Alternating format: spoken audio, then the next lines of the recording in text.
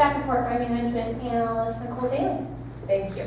So as mentioned in the last item, on March 25th, the City Council voted to bring back ordinance number 2014-1323, requiring the mandatory spaying and neutering of pit bull breeds to be reintroduced with a comprehensive plan. At this time, it was determined to allow the city time to coordinate with the regional agencies to see what, if any, additional measures the city and the region could take to address the city's primary goal of reducing overpopulation and saving lives. Based on this discussion, we needed to bring back this ordinance to all of you for consideration, so that's why this item is on here separately. Based on the information we just shared with you and that was approved by the council, at this time staff recommends postponing any actions at this time with respect to ordinance number 2014-1323 or any other related ordinances until early next year. And this will allow us adequate time to implement these new measures and evaluate their effectiveness on reducing overpopulation, lost pets, and city costs. Staff is prepared to do an initial review of the marketing program around December and can report back to the City Council, at which time you could determine if there are any additional changes or ordinance changes that would be necessary in early 2015. We have also listed 2 additional options for your consideration should you wish to proceed with reintroducing ordinance number 2014-1323, or if you would like to direct staff to develop any other ordinance section. This concludes my presentation. I will now welcome any questions you may have. Thank you, Nicole. Madam Clerk, do we have any requests to speak? Yes, Madam Mayor, we have 6 requests to speak on this item. I want to say thank you. This is the first city council meeting I've been to where I see that the cities are actually taking notice of the fact that our shelters are killing thousands of animals and have put together a plan to promote education and put money towards spay and neuter, so thank you. I dream of a world where all shelters do what they're named and are no-kill shelters for animals, where city councils actually make the city shelter follow the no-kill policy recommendations to stop killing animals and join over 200 shelters in the nation that are saving animals' lives, where city shelters are not paid by intake numbers but paid by return to owners and safe rates. I dream of a world where a dog owner is given the responsibility or the blame when incidents happen and not dog breeds. I dream of a world where people actually listen to experts such as the position statements given by the national organizations such as the ASPCA, the AKC, the AVMA, or the HSUS, which are all opposed to mandatory spay-neuter of all dogs and cats, not just opposed to mandatory spay-neuter of particular dog breeds. I dream of a world where the perspective is taken that if you've been running a shelter for 5 years, 10 years, over 20 years, and you're still killing dogs, you're not an expert at animal sheltering, only murder. Where the current shelter management currently have policies against adopting out pit bull type dogs and hide pit bull type dogs in 3 different private buildings and then claim that these dogs are unadoptable and something has to be done. Yeah, the answer is to fire the shelter directors and hire ones that are committed to no-kill philosophies. I dream of a world where shelters are actually open after 5 p.m. to 10 p.m. on weeknights and all weekend when working families can actually adopt dogs and not just when it's convenient for shelter workers' schedules. Where the night job is closed. Where an intake interview and prevention program is implemented to save lives like is being done by Downtown Dog Rescue at the East LA shelter.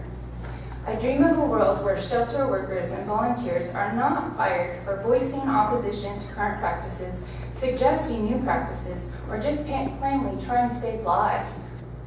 Where rescues don't get banned from pulling dogs because shelter directors hear they voiced opposition to shelter practices. Where dogs don't get killed as power plays by shelter directors to prove their authority. Where a certain local shelter director lets a local rescue pull dogs and then return them and trade them out for others if they're not adopted out fast enough, which is completely unethical. I dream of a world where cities choose enlightened approaches of subsidizing spay and neuters, where they create education campaigns in our support system for the community instead of laying down the strong arm of the law and trying to force the so-called irresponsible public to comply. I'm wrapping up. I dream of a world where people stop judging people and dogs by the way that they look and not by their own actions. And I dream of a world where animal rescuers who are currently spending all their free time, all their personal funds, their hearts and their souls, and have opinions who are respected because we're the only ones fighting the corruption in our local city governments, police forces, and local shelters. We're the only ones actually saving their lives. Hello, Council. Josh Liddy, the organization Sway Love. First, I want to commend, Councilmember Tisdale. The plan sounds good. Anything that educates the community, intends to educate the community, and offers resources is definitely what's needed. As far as the pit bull specific stuff, I would hope that the council would either drop it outright or take the recommendation and put it off. As far as the breed specific portion of the proposal, it basically denies the fact that dogs are individuals and instead promotes the erroneous idea that they are exact replicas of one another, both inside and out, and that's for pit bulls or any other breed. There's also enforceability issues that are aligned with the pit bull specific legislation or all breeds, and breed identification issues that are aligned with the pit bull specific legislation. Those are big problems. The last meeting when I was here, when this issue was up, I did email you all the studies that I referenced in my comment, which were the Victoria Voigt breed identification study, the Julie Levy breed identification study, and a piece of writing from geneticist Christopher Arieri. I hope that was helpful. I try to, as my organization, I try to raise uncomfortable questions. I don't mean to come off as negative. I don't mean to come off as problematic. But these are tough issues, and there's big problems, and they affect me deeply. I'm a pit bull owner or pit bull type dog owner. They're great dogs. My dogs are awesome. And my main desire is transparency, accountability, and efficiency. And this is not being. These are big issues with both Animal Friends of the Valley and especially Riverside County, who is pushing this ordinance on to every city. So spay and neuter is great. All my dogs are spayed and neutered voluntarily. It's great educating, giving people resources, allowing them to make the choice as opposed to forcing them and demonizing different types of dogs. Please don't do it under the guise that these dogs are all dangerous, because what that is an effort to circumvent anti-BSL state law. California does not allow you to ban dogs, and mandatory spay and neuter breeds is a circumvention of that law. Don't be an accomplice to Riverside County, and thank you for your time. I'm blown away by the presentation tonight, and I think it's a step in the right direction. You guys are doing it right, and it's amazing to finally see a group of people actually thinking outside the box and doing something different that will work. Something that's been proven to work through other communities and is going to make a long-lasting difference in your community. I think that if it's followed through the way that the plan shows, that you guys will see a huge difference in your community and more responsible pet owners, less incidents probably be happening. And I do hope that other cities will follow your lead and that you guys will be set as an example. And I hope that Riverside County will come back and look at your guys' example that you came up with and want your ideas. Because what they're doing is not working now. They're not enforcing the mandatory spay and neuter law. I mean, I'm the one that gets these complaints with them not enforcing these laws. And it's just, we said it wasn't going to work out the way that they wanted it to, that it wasn't the right way to go. And we were ignored. Multiple organizations that are well known are against mandatory spay and neuter, and it's very much ignored in other cities, and they don't think outside the box. They don't come up with an actual solution to the issues. And you guys just had a presentation with amazing solutions, multiple solutions to the problem. So I do hope that you stay on that path, and I hope that you continue to work closely with the shelters so that you can really be alert to what's going on, what needs to be done, what changes need to be made to boost the adoption rates and hopefully decrease the euthanasia rates. And I appreciate so much what you guys have done tonight. Thank you. I didn't really have the opportunity to prepare for this, and I didn't have the chance to be here in March. When this was first brought up, and I read about the breed-specific legislation, I just want to maybe give you guys a few concerns that a lot of people and organizations have in terms of looking at this agenda, a reed pit bull. Other people have said it before, per American Kennel Club, there is no such thing as a pit bull. There is no such thing as a animal that could look like a pit bull, so it's either a mix of sort of terriers or something that is declared a pit bull, which I think would be terrible if a lot of animals would have to, say, die eventually, in some communities they do, or have to be spayed and or neutered because they look or resemble like an animal that somebody percepted to be commonly known something as a pit bull.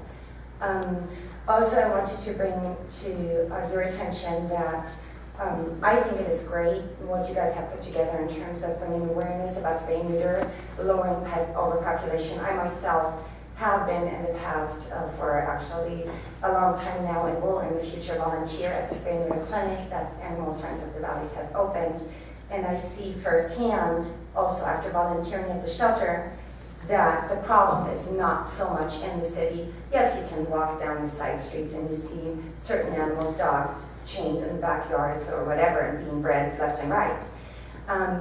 My understanding is that this law, hopefully not limited to a certain breed or breeds, will apply to the city, which right now it shows the problem really occurs in the unincorporated areas where people do have property, they do breed the dogs, and then they come and sell them on the corner of 74 and Riverside Drive every Sunday for whatever, $10, $20, or they go to Target and sell them there.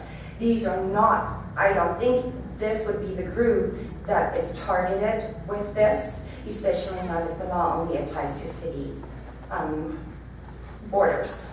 I'm sorry, I really didn't have time to really prepare.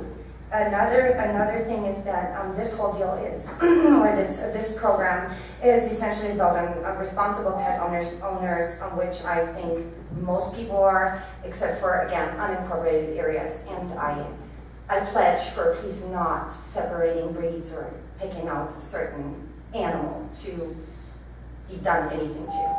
Thank you. Just the other day, I got an email asking me, telling me actually about a situation in Riverside that an owner got cited for $1,200 for having some pit bulls there that weren't licensed, and they weren't sure what they were going to do and such. And I emailed them back and said, the person was a friend of mine, so I'm sure that they've seen my Facebook with my posts and my, promoting what's been going on about licensing and encouraging people to license their dog. And first question I asked them was, why didn't you have your dogs licensed? And they go, well, we just didn't. And they're saying, well, I have to pay fines and blah, blah, blah. But, the point of my story is that even though Riverside has this out there, there's still people that just don't care. You can register 4 dogs in Riverside County. If you were a responsible person and you cared about your dogs, you would have done that. And so I was really upset because I'm like, this person knows me, seen my posts on Facebook. I'm always posting stuff about registering your dogs, about ordinances that are going on. And this person chose, waited until they showed up at the door. Again, I commend you guys for the presentation earlier, for the programs and everything, and I really think that it's going to work. It's really going to help out, especially with the cut in licenses, because that's people's main thing is, oh, it's too much. I mean, I pay $90, $50 for registration of my dogs because they're unaltered. But Elsinore is way higher than that, so that could be a possibility with the economy and everything of why people aren't doing it. Again, I do appreciate you guys revisiting this, and in December, when you guys, I'll be here again in December. I'll be here. But I hope that, at that time that you guys think about it, that it not be a breed-specific issue, that it be maybe across the board issue, because there's a problem not only with Elsinore, with pit bulls, but there's a problem with a lot of dogs and everything. And I think that the breed specific just doesn't work. It's better if it's everybody. So, so I guess we'll see each other again in December. And I do, Mr. Tisdale, I appreciate you coming up with some thinking outside the box and the programs that you guys have come up with. And I plan on emailing you and going to Elsinore to see what we can do to help. Thank you. I have pit bulls, and I've had every kind of breed of dog that there is. I've had chows, German shepherds, Dobermans. My whole life. I was never allowed to own a dog, a pit bull per se, until probably about 6 years ago. My parents were one of those people that were highly against those dogs. Until now that they see how lovable they are, how caring they are. Now they have seen, how these dogs are. And the fact that everybody's against them, I mean, it really hurts. I try to do whatever I can to try to help people that have these dogs. I go to shows, I spend a lot of time with my dogs, so I really enjoy them. I've seen 5 generations of my dog, that I've been going through, and, having to fix my dog and, not have a son from him down the road or something like that, after he gets to the age where I won't have to have him any longer, that would really hurt. It's just like anybody else with their pets. You have all these people that have their Yorkies. They have generation after generation. They get to keep them here and there. They know where they're at. And we should be able to do the same thing. I highly support lowering the spaying and the neutering. That's the main reason why a lot of people don't get it. It's just too expensive. But yeah, going after one breed, the pit bulls themselves. It's not going to stop there. It's going to go after one breed, then at one point it's going to go to a different breed. Next will be German Shepherds, or if that's the next one, we'll go from there. Or it could be Rottweilers next. Next thing you know, it's going to be a Bulldog. So I agree with everyone as far as the spaying and the neutering. If it's going to be any kind of, animal or dogs or cats, it should be all of them, not just one.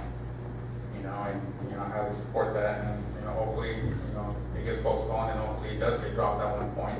I paid my license fee for my dogs. My brother has a pit bull. My other brother has a pit bull. We've never had any instances with our dogs, and it's the owner. It's 100% the owner, and that's how I feel about it. I got asked a question one day. We saw on the news that there was, someone got attacked by a pit bull. Someone died. 2 pit bulls killed somebody. And the owner got, he got arrested. And they were charging him for murder. I completely agree. It's his dog.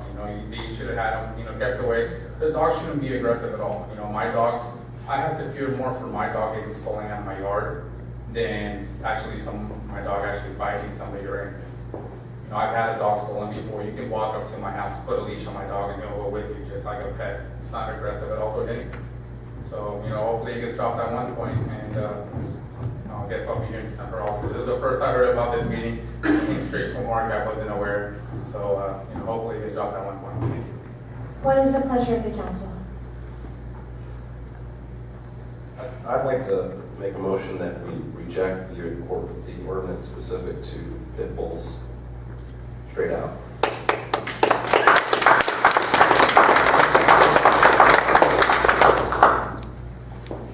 I'm going to make a motion. I'm going to make a subsequent motion to recommend that the city council postpone any action with respect to the ordinance 2014-1323 until early next year to allow time to execute and evaluate the result in the city's newly proposed animal control measures, including license fees, reductions in a regional coordinated marketing program, which we saw this evening. So I'm going to make a subsequent motion. I'll second that.